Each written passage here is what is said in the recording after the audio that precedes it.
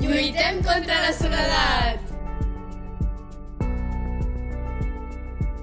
Aquest projecte està creat per l'Abril Jaén, Esther Rojo, Maria Mesbaji i Aroa Cabello, de l'Institut Sandrasos de Figueres. Hem creat un Draw My Life on parlarem sobre la soledat.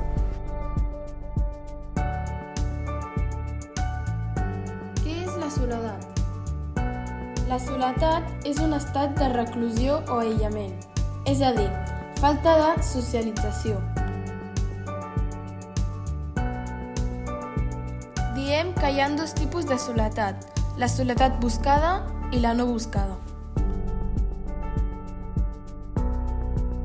Soledat buscada. La soledat buscada és la gent que ell mateix ha escollit estar sol i que prefereix estar-ho abans que estar acompanyat o mal acompanyat. També hi ha gent que disfruta estant sol. La soledat no buscada. La soledat no buscada és aquella gent que no s'ho passa bé, però ho ha d'estar sense tenir intenció. Mentre tots estan acompanyats, aquella persona està excloïda. Solen sentir que no tenen a ningú i no poden comptar amb ningú. Sabeu les conseqüències que porten deixar una persona sola? Depressió, ansietat, Humiliació. Intenció de suïcidi. Ningú es mereix estar sol!